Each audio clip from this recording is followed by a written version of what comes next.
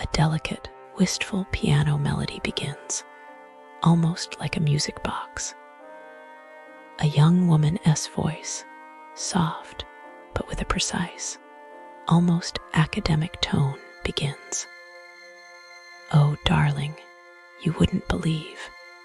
You simply wouldn't. It's the sort of thing one reads about in cautionary tales. Isn't it? The sort of thing you delicately warn your friends against.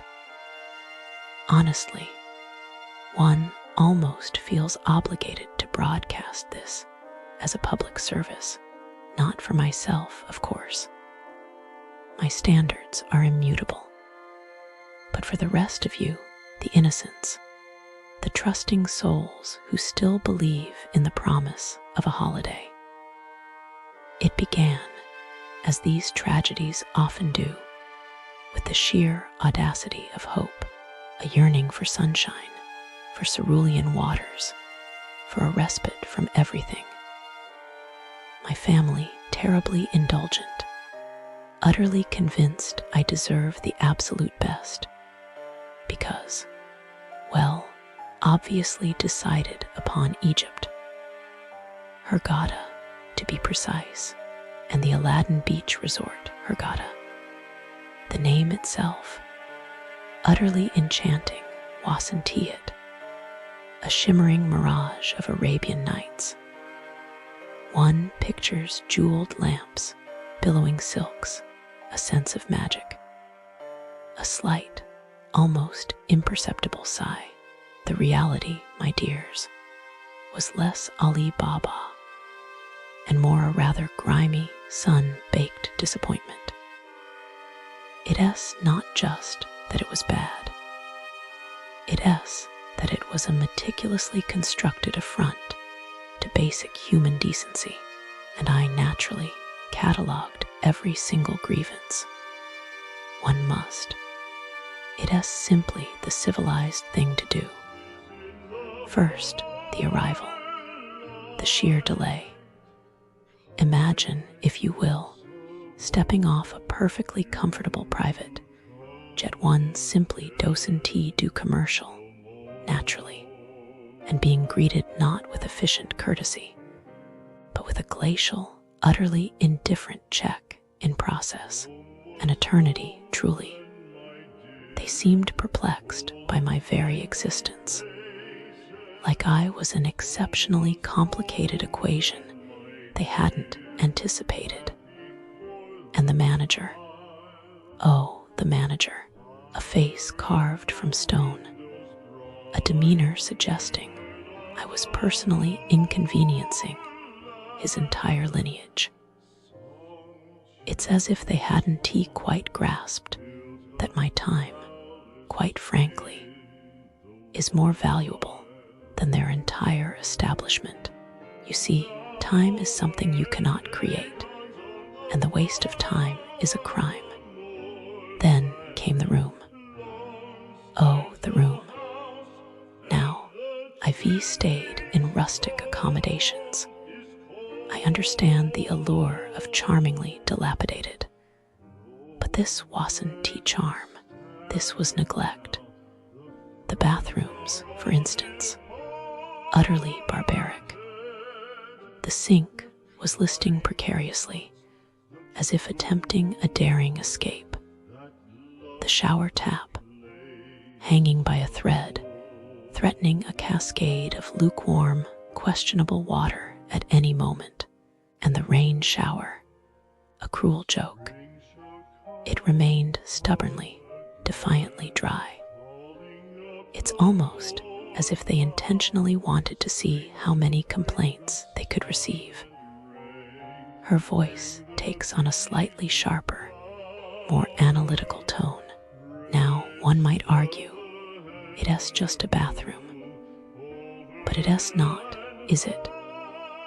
It's a reflection of a systemic disregard for basic functionality, a testament to the prioritization of profit over guest comfort. It demonstrates a level of disrespect that borders on aggression. The logic is so very simple. A functional bathroom, a sign of care. A dilapidated one, a declaration of indifference. It is the bare minimum, and they couldn't even manage that. And the room arrangement. My heavens, the room arrangement. We had requested, quite specifically, 2 adjoining rooms. Perfectly reasonable, given our party of 7, my mother, of course. 2 rather rambunctious teenage boys, 2 couples, and myself. They presented us with 2. They gazed at us with blank expressions when we explained the problem. They then offered 3, which still failed to accommodate us with any semblance of dignity of the reality of businesses near Aladdin Beach Resort. Hurghada, if you're staying at Aladdin Beach Resort, dreaming of convenience, luxury, or even just a decent meal nearby, lower your expectations. The businesses in this area are a masterclass in disappointment. From unfinished malls to restaurants serving regret instead of seafood, this is not a place where quality thrives. Let's start with shopping. The businesses here seem allergic to completion. ALDAU Village Mall, for example, has been under construction for years. Visitors describe it as a ghost town, empty, unfinished, and somehow still charging people for the privilege of walking through what feels like an abandoned film set. One guest called it a never-ending construction process, which is a polite way of saying it's a concrete graveyard. If you're looking for retail therapy, you'd have better luck bargaining with a seagull. Then there's spas and wellness centers where relaxation goes to die. Planet Spa at Marriott Beach Resort has a reputation for turning massages into medieval torture sessions. Guests report therapists who rub skin like they're sanding furniture. Saunas that may or may not exist. And a general sense that the staff missed the memo on what a spa experience should be. One visitor described their massage as the worst experience ever, which is impressive. Most people reserve that phrase for things like car accidents or food poisoning. Now, dining.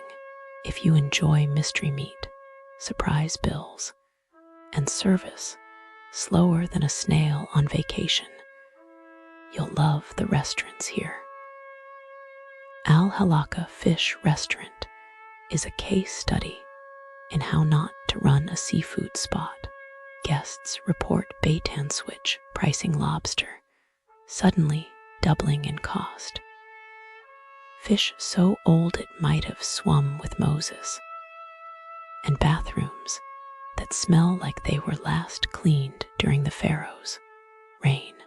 One diner said their shrimp soup had 5 lonely small shrimps floating in sadness. Even the tahini goes missing. How do you lose tahini in Egypt? Cafes aren't safe either. Halaka Cafe Hurghada has perfected the art of the hidden charge. They'll place a bottle of water on your table like it's a friendly gesture, then slap you with a bill for it. Asking questions makes the Wi-Fi disappear, a modern-day magic trick where your money vanishes instead of a rabbit. Nightlife, more like night terror. Papa's Bar Hurghada and Little Buddha Hurghada are where fun goes to get scammed. Empty rooms, watered-down drinks, and staff who treat pricing like a roulette wheel. One guest at Little Buddha